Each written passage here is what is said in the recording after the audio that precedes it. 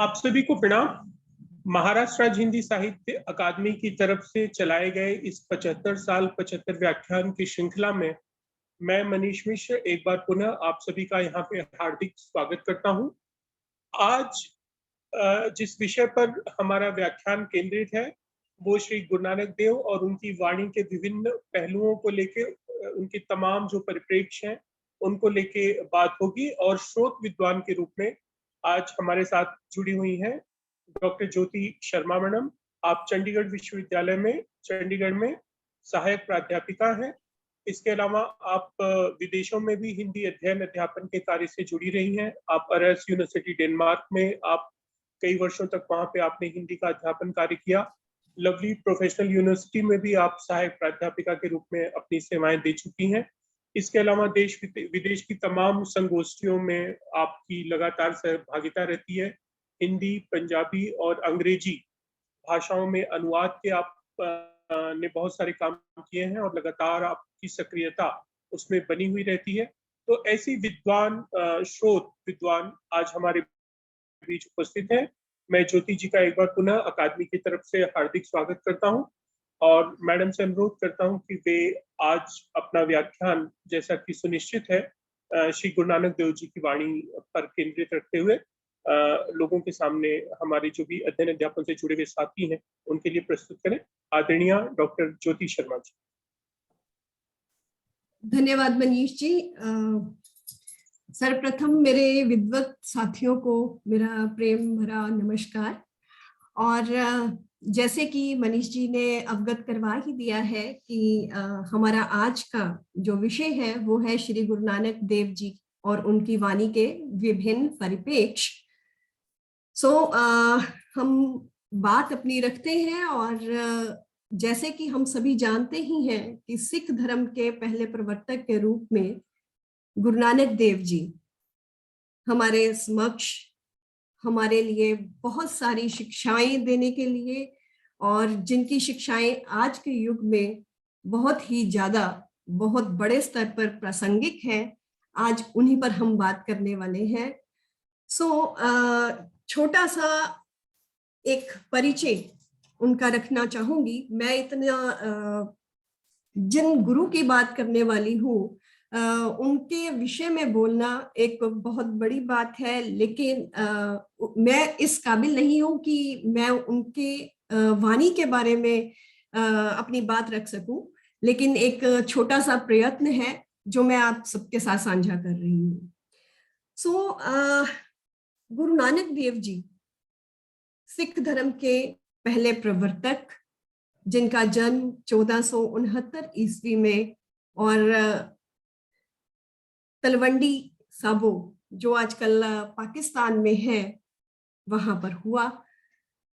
जैसा कि ये जो परिचय है अक्सर हमें पुस्तकों में देखने को मिलता है कि उनके पिताजी का नाम मेहता कालू, माता का नाम तृप्ता देवी, पत्नी का नाम सुलक्ष्मी देवी और दो बेटे श्री चंद और लक्ष्मी चंद।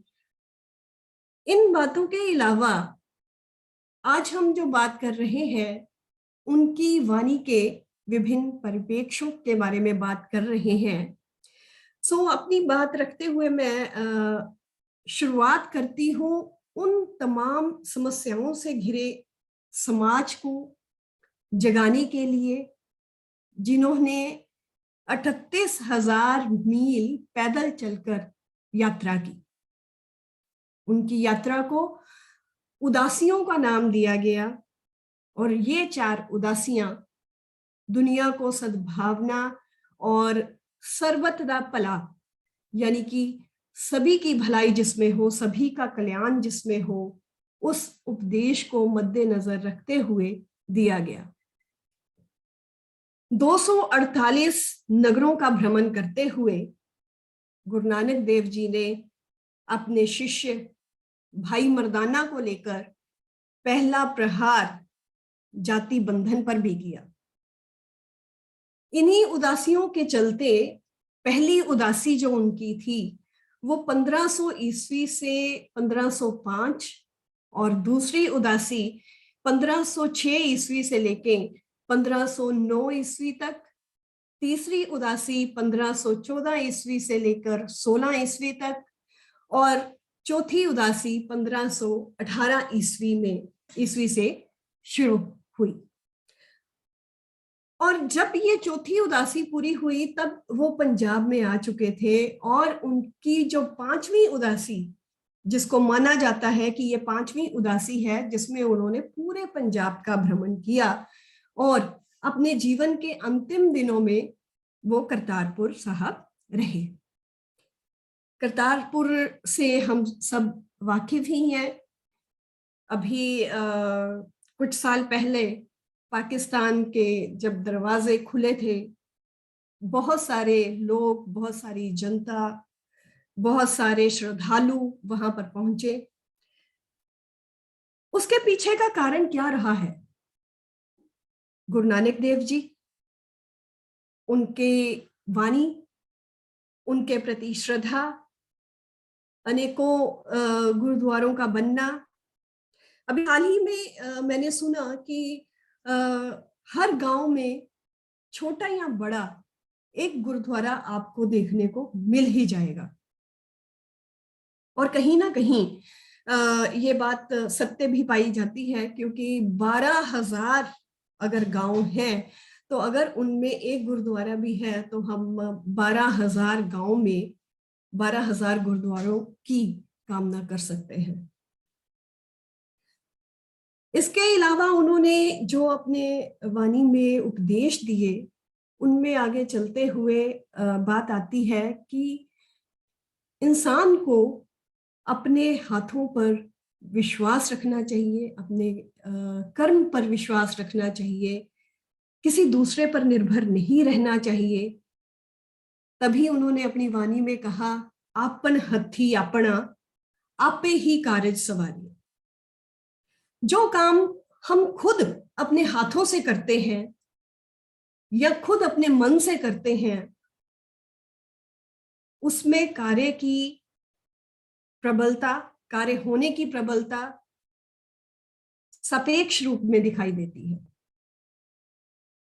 आगे चलकर आजकल जैसे बात हो रही है पर्यावरण को लेकर, तो पर्यावरण को लेकर कोविड के चलते, या जैसे हम बात करते हैं कि परमाणु शक्ति के चलते बहुत सारे जो पोखरण में भी बहुत सारे जो एक्सपेरिमेंट हुए हैं, प्रयोग हो रहे हैं, उनसे जो हमारे वातावरण पर असर हुआ है, तो ये सारी चीजें कहीं ना कहीं उन्होंने पहले ही इन पर अपनी जो वाणी है उसके जरिए हम लोगों को अवगत करवा दिया था कि जब तक हम अपने पर्यावरण की सुरक्षा नहीं करेंगे, तब तक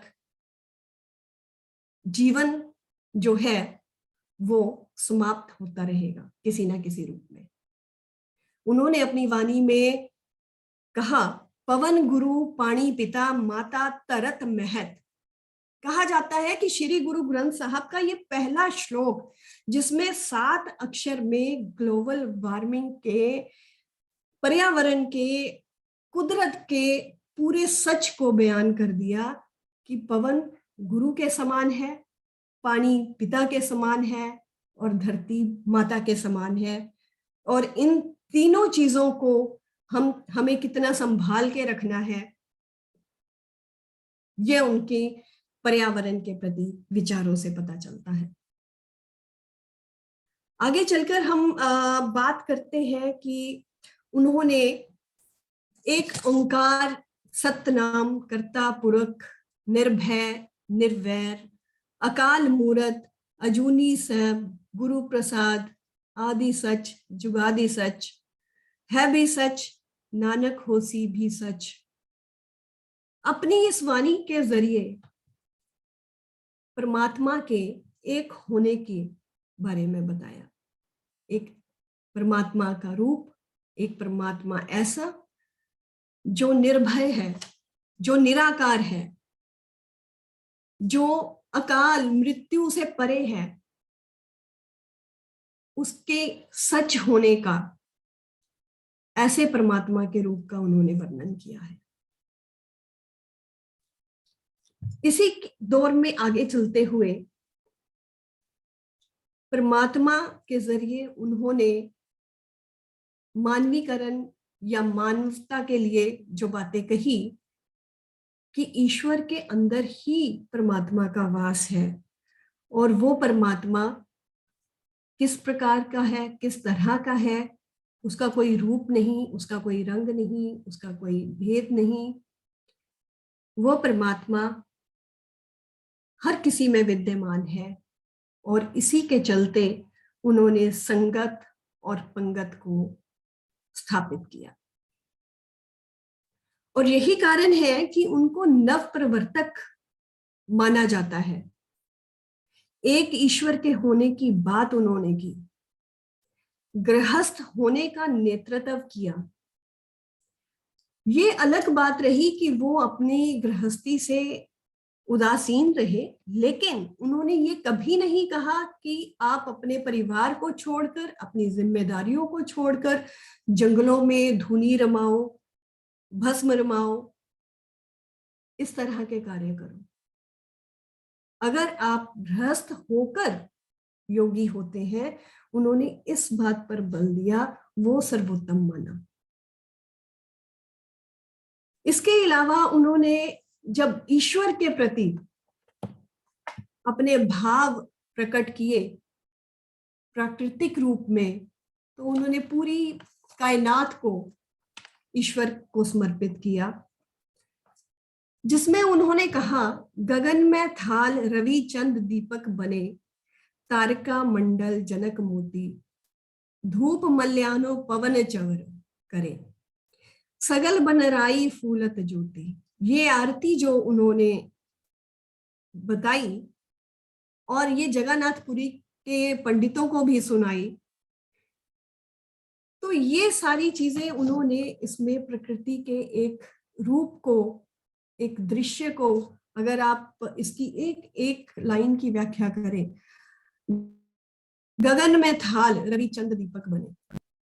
गगन जो है, आसमान जो है, वो एक थाल के रूप में है। रवि और चंद्रमा, सूर्य और चंद्रमा दीपक के रूप में विद्यमान है। जो तारे हैं वो मोतियों के समान है। तो ये सारी चीजें क्या थी, प्रकृति को एक बंधन में बांधकर उन्होंने परमात्मा को समर्पित किया। परमात्मा की, जैसे हम कहते हैं तेरा तुझको अर्पण, वही चीज उन्होंने अपनी इस आरती में बताने का प्रयास किया। दूसरी तरफ फिर वो कहते हैं कि प्रीत कैसी होनी चाहिए परमात्मा के प्रति। रे मन ऐसी हरिस्यु प्रीति, कर जैसी जल कमलहि, जैसी मछुरी नीर, जैसी चात्रिक मेह, चक्री सूर। इस एक एक लाइन, एक एक पंक्ति में परमात्मा के साथ आत्मा के संबंध को, कैसा संबंध होना चाहिए, उसकी व्याख्या की गई है कि हे मन, अगर तुम्हारी प्रीति, अपनी प्रीति तुम दिखाना चाहते हो, तो तुम्हारी कैसी प्रीत होनी चाहिए हरि के साथ। जैसी जल कमलेहि, कमल की जैसे जल के साथ होती है। जैसी मछली नीर, जैसे पानी मछली के लिए जरूरी होता है। जैसी चात्रिक मेह, घन की जरूरत होती है। चक्री सूर, चक्री के लिए सूर की जरूरत होती है। उसी प्रकार की प्रीति तुम्हारी परमात्मा के प्रति होनी चाहिए। उन्होंने अनेक शिक्षाएं दी जो आज के संदर्भ में पूरी की पूरी खरी उतरती हैं। उन्होंने अपने 12 माह में जो उन्होंने लिखा, तुखारी राग में लिखा है, जिसमें 12 महीनों के बारे में वर्णन किया गया है। और उन 12 महीनों में चेत से वो शुरू करते हैं, चेत बसंत भला भवर, जिसमें उनकी वाणी जो है वो बहुत ही मनोहारी हो जाती है और ऐसा चित्रात्मक रूप मिलता है, ऐसा मानो ऐसा लगता है कि सच में एक दृश्य कायम होता नजर आता है। ये तो बात रही प्रकृति की, पर्यावरण की, मानवता की। फिर उन्होंने कहीं ना कहीं कुछ व्यंग भी किए जो राजनीतिक स्तर पर रहे, जिसमें उन्होंने राजाओं के बारे में, जो उस समय के राजा थे, काल काती राजे कसाई, जिसमें उन्होंने ये बताने का प्रयास किया कि जब बाढ़ ही खेत को खा जाए तो ऐसे समय में क्या किया जा सकता है। जाति पाति से लेकर राजनीतिक स्तर पर उन्होंने अपनी वाणी को एक रूप दिया। हर तरह से मानवता के परिप्रेक्ष्य में, प्रकृति के परिप्रेक्ष्य में अनेकों समस्याओं से जूझते हुए उन्होंने समाज को एक नई दिशा प्रदान करने का प्रयास किया। औरत की बात की जाए तो आजकल हम वुमेन एम्पावरमेंट की बात करते हैं, विमेन एम्पावरमेंट में औरत की बराबरी की बात करते हैं, उससे दुर्व्यवहार हो रहा है ऐसी बात करते हैं। तो ये चीजें, ये बातें उन्होंने अपनी वाणी में पहले से ही लोगों को समझाने का प्रयास किया। औरत की बराबरी, उससे दुर्व्यवहार, सती प्रथा की बात, दहेज की बात, कन्या भ्रूण हत्या की बात, औरत की अपवित्रता की बात।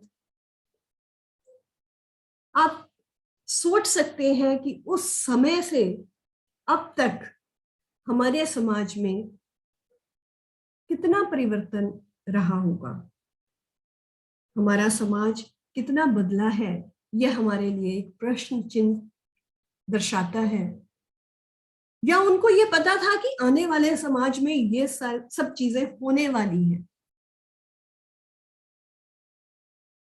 उन्होंने अपनी वाणी में कहा, औरत और मर्द बराबर है, नारी पुरख सबाई लोए,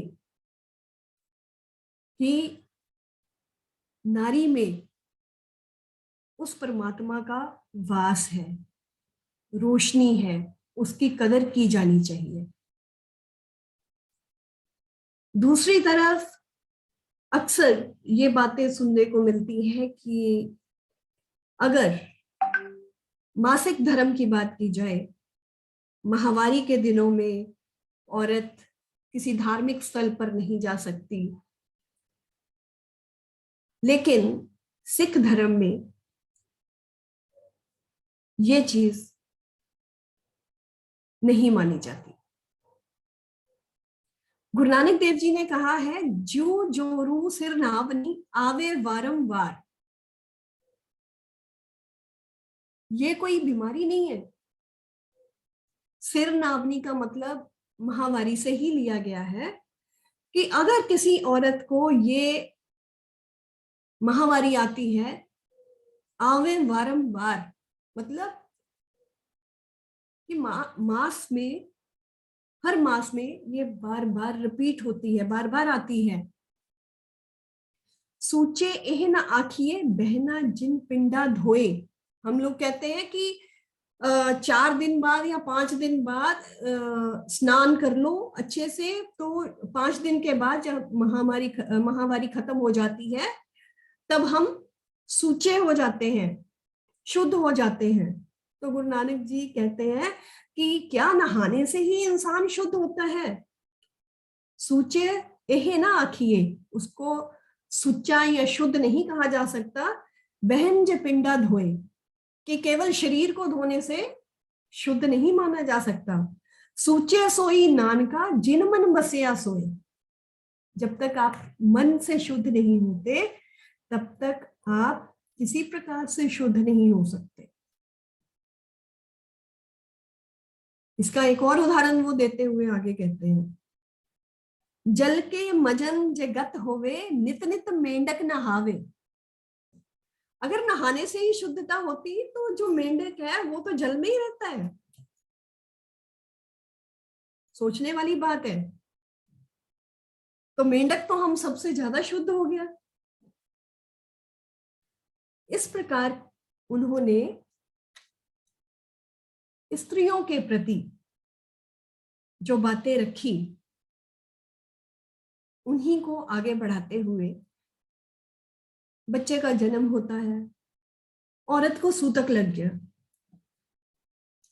ब्राह्मणों में शायद कुछ 10 दिन का, 13 दिन का, क्षत्रियों में 15 दिन का, वैश्यों में 20 दिन का, शूद्रों में 30 दिन का, इस तरह से कुछ बनाए जाते हैं दिन, कि इस दिन के बाद औरत नहाएगी और फिर हवन होगा, फिर घर पवित्र होगा, फिर वो किचन में जाएगी, रसोई घर में जाएगी, तब वो खाना बना सकती है, उससे पहले वो अशुद्ध है। तो गुरु नानक देव जी क्या कहते हैं? जेकर सूतक मानिए तब तक सूतक होए। अब जहां देखो वहां तो सूतक ही सूतक लगा हुआ है। कैसा सूतक लगा हुआ है भाई? गोहे अते लकड़ी अंदर कीड़ा हुए। जो गोबर होता है उसमें भी जीव होता है, लकड़ी के अंदर भी जीव होता है। जेते दाने अन्न के जिया भाजू ना कोई।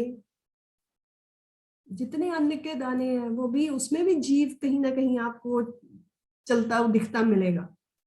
पहला पानी ज्यो है, ज्यो हरिया सब कोई। कि अगर सूतक पर ही आपने विचार करना है, तो अगर आप नहाने से ही शुद्धता मानते हो, तो वो शुद्धता किस तरह से उतरेगी? नानक सूत को एव न उतरे, ज्ञान उतारे धोए। नानक कहते हैं कि सूतक ऐसे नहीं उतरता कि नहा लिया, हवन कर लिया, तब रसोई घर में चले गए और सूतक उतर गया नहाने से। जब तक ज्ञान की प्राप्ति नहीं होगी तब तक सूतक लगा ही रहेगा, चाहे वो औरत है चाहे वो मर्द है, वो सूतक के घेरे में ही है। सती प्रथा के बारे में अगर बात करें तो उन्होंने सती प्रथा के बारे में भी अपने विचार प्रस्तुत किए। और सती किसे माना है? जो धर्म का निर्वाह करती है, सत्य के साथ जो मिल जाए, उनकी नजर में वही सती है। बहुत जगह पर औरतों को गुलाम मानकर उनके साथ बुरा व्यवहार किया जाता है, तो ऐसे में वो स्त्री का पक्ष लेते हुए, स्त्री को एक गुलाम ना मानते हुए, एक इंसान, एक जीव आत्मा मानते हुए, और उसको एक उच्च दर्जा देते हुए कहते हैं, भंड जमिए भंड नीमिए भंड मंगनू विहाऊ, भंड होवे दोस्ती भंड्यो चाले राहू, भंड मुआ भंड भालिए भंड होवे बंधानु, सो क्यों मंदा आखिए जित जम्मे राजान।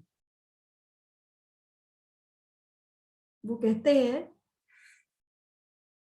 कि वही औरत जो माँ भी है, पत्नी भी है, बेटी भी है, बहन भी है, दोस्त भी है, फिर उससे शादी भी कर ली जाती है और फिर उससे बच्चे भी होते हैं, और जो बड़े बड़े राजा महाराजाओं की जन्मदात्री है, हम उसको मंदा कैसे बोल सकते हैं? हम उसको बुरा कैसे बोल सकते हैं?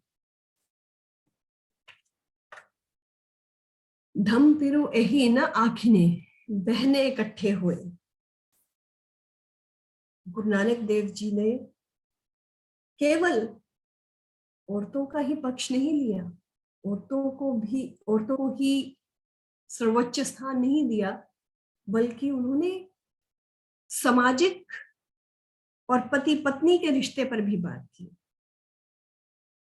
उन्होंने कहा, धन पिरो वही ना आखने, बहने इकट्ठे हुए। कहने एक साथ इकट्ठे बैठने से, अगर हम कहें कि एक दूसरे से बैठे हैं, बात कर रहे हैं, लेकिन दिल नहीं मिल रहे, तो ऐसे में वो रिश्ता रिश्ता नहीं कहलाता। रिश्ता कोई भी हो, चाहे वो मित्रता का हो, चाहे वो पति पत्नी का हो, माँ बेटे का हो, माता पिता के साथ हो, भाई बहन का हो, कोई भी रिश्ता हो, एक साथ बैठने से, कहते हैं ना हाथ मिलाने से तो ठीक है, हाथ तो मिल जाते हैं, अगर दिल कहीं नहीं मिलता तो वो हाथ मिलाने का भी कोई फायदा नहीं होता।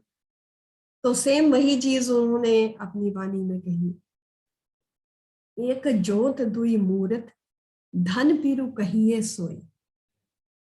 उसी रिश्ते को धन्य कहा जा सकता है जहां पर एक जोत, अगर पति पत्नी की बात की जाए तो एक जोत, दो ही मूरत, देखने में तो दो हो लेकिन दिल एक हो, एक दूसरे की रिस्पेक्ट हो, आदर हो, मान सम्मान हो, प्रेम हो,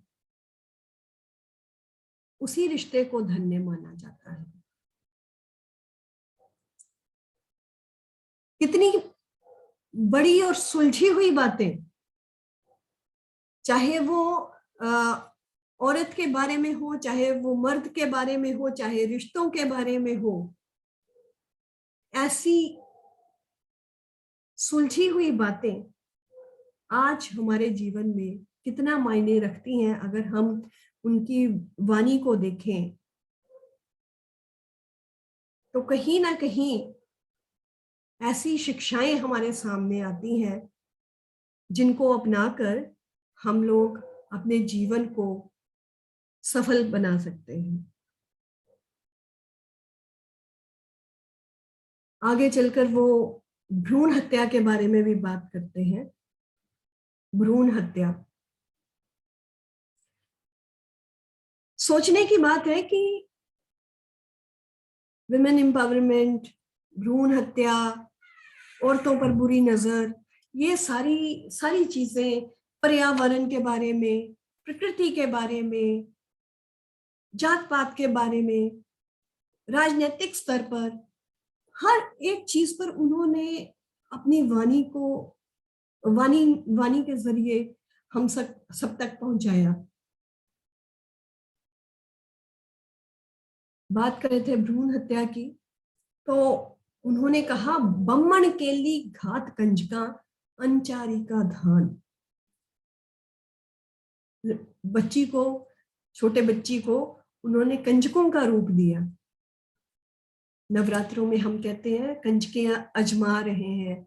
अजमाना मतलब वैसा अजमाना नहीं, अजमाना मतलब घर में बिठा के उनको, उनकी सेवा भाव से उनके पैर धोना, उनको अच्छा खाना खिलाना, उनको अच्छे वस्त्र देना, ये सारी चीजें कंजके अजमाना, जिसको कन्या पूजन कहा जाता है कई स्थानों पर।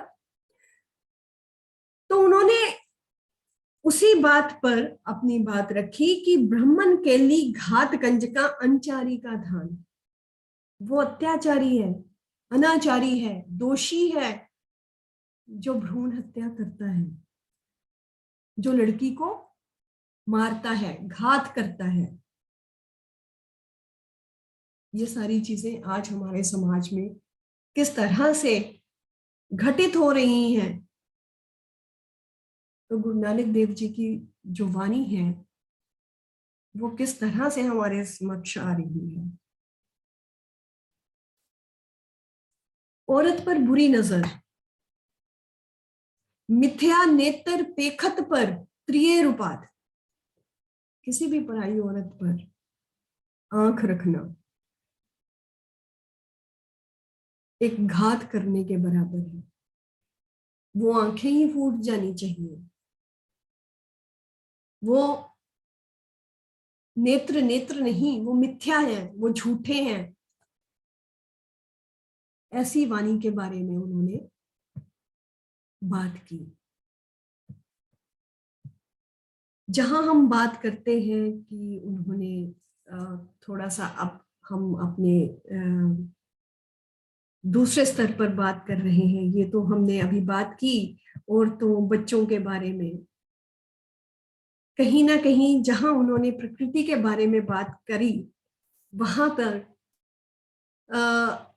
19वीं शताब्दी के उत्तरार्ध की बात है। एक वैज्ञानिक ने कहा था कि प्रकृति मंदिर नहीं बल्कि एक कारखाना है, जिसमें जो मनुष्य है वो एक श्रमिक की तरह है। तो इसके पीछे का क्या राज रहा होगा? वैज्ञानिक प्रगति ने प्रकृति के साथ मनुष्य के जो जितने भी रागात्मक संबंध हैं उनको नष्ट कर दिया, और जो मनुष्य है वो प्रकृति के प्रवेश में उसी तरह है जैसे कि जो एक मजदूर है वो कारखाने में है।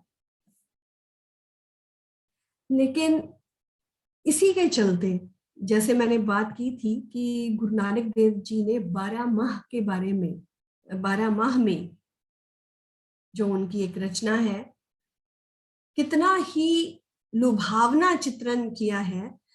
चेत महीने से वो वर्णन करते हैं, चेत बसंत भला भंवर सुहावड़े, बन बूझे फूले मंज बारी, मैं पिरु घर बाहुड़े। अब पिया के घर आने की बात भी हो रही है, फूलों पर भंवरों की बात भी हो रही है कि चेत महीने में बसंत ऋतु के आने से वनराज जो है वो फूल पड़ती है, अमराइयों में कोयल सुहावनी बोलती है, फूल डालियों पर भंवरे जो है वो चक्कर लगा रहे हैं, और प्रीतम के वियोग में ये ऋतु बहुत ही दुखदायिनी लगती है। वैशाख महीने की बात करते हैं। वैशाख महीने में वृक्षों की शाखाएं खूब फलती फूलती हैं। इस ऋतु में जीवात्मा रूपी स्त्री पति परमात्मा की प्रतीक्षा करती है। जेठ के महीने में सारा संसार भार के समान तपता है। आषाढ़ महीने में सूर्य आकाश में तपता है, बहुत गर्मी होती है, आग के समान धरती तप रही होती है, सूर्य जल रहा है, और जंगल में छोटे छोटे जो वृक्ष हैं और टिड्डे हैं वो पानी के लिए तरसते हैं।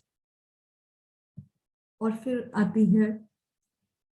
आता है सावन, वर्षा ऋतु, बादल बरसते हैं।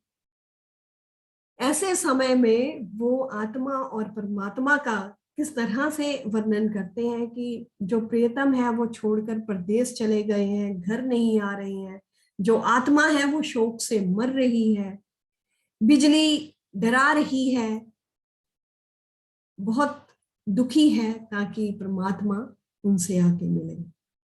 भादों के महीने में जो जलाशय है वो भर गए हैं, वर्षा हो रही है, पपीहा पी पी करके बोल रहा है, सांप प्राणियों को डसते हैं, मच्छर डंक मारते हैं, सारी चीजें होती हैं, मच्छर डंक भी मारते हैं।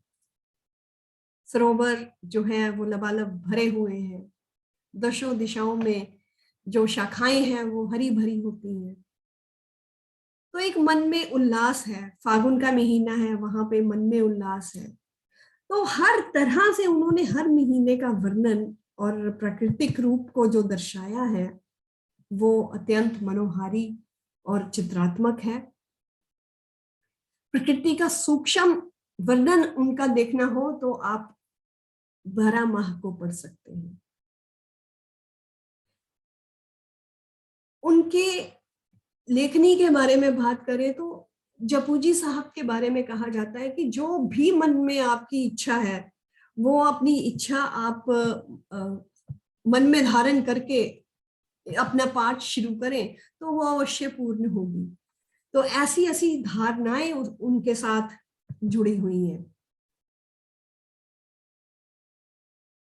ये सारी चीजें तो उनकी वाणी का एक हिस्सा रही। लेकिन इसके साथ जो एक और महत्वपूर्ण बात है वो मैं आपको बताना चाहती हूँ कि उनकी यात्राओं के दौरान बहुत सारी घटनाएं भी घटी। कुछ किस्से भी आपने सुने होंगे। जैसे 20 रुपए उनके पिताजी ने दिए और सौदा करने के लिए भेज दिया, तो वो सारा जितने भी पैसे थे रास्ते में उन्हें भूखे साधु मिले, उनको खाना खिलाया, और खाना खिलाने के बाद खाली हाथ जब घर आए तो वो कहते, पिताजी ने डांटा, कहाँ पैसे खर्च किए? तो उन्होंने कहा कि मैं तो सच्चा सौदा करके आया हूँ, मैंने तो साधुओं को खाना खिला दिया।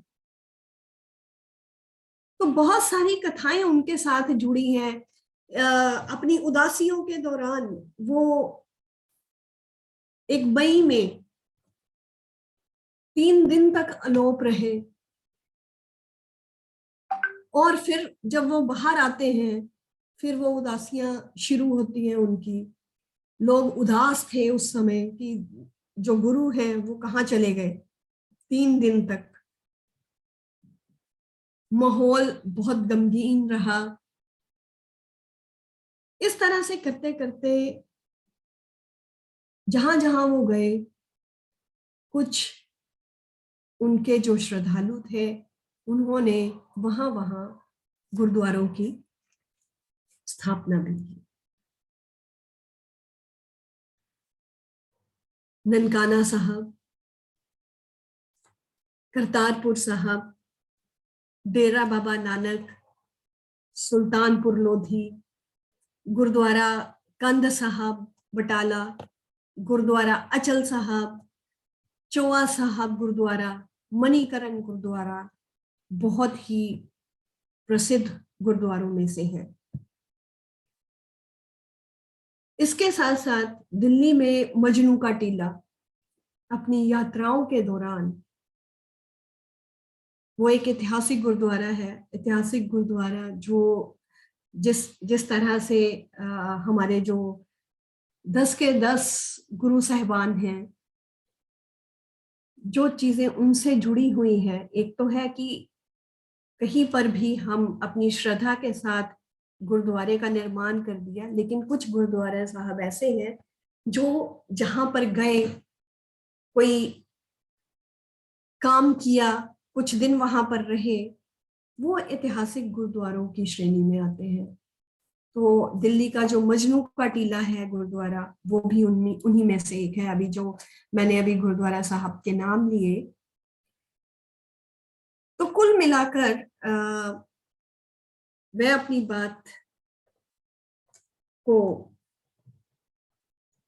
अगर एक संदर्भ में, संक्षिप्त संदर्भ में बांधूं, तो हम यूं कह सकते हैं कि नानक, बाबा नानक, शाह नानक, जो एक दार्शनिक, एक योगी, एक गृहस्थी, एक धर्म सुधारक, एक समाज सुधारक, एक देशभक्त, एक विश्व बंधु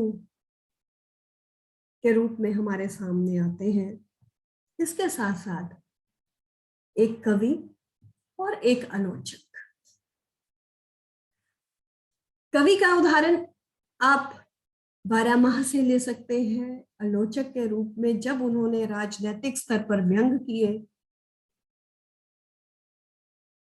या अभी हमने बात की कि औरतों के बारे में उनके क्या विचार रहे, किस तरह से उन्होंने कुछ बातों की आलोचना की, माहवारी के दिनों की आलोचना की, उस सूतक के बारे में आलोचना की।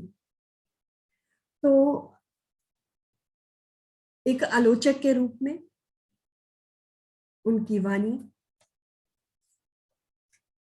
आज भी अपनी प्रासंगिकता रखती है। केवल और केवल जरूरत है हमें उनके नक्शे कदम पर चलने की, उस चीज को समझने की और उसे अपनाकर अपने कार्यों में लाने की। इसी के साथ ही मैं अपने व्याख्यान को विराम देती हूँ। धन्यवाद।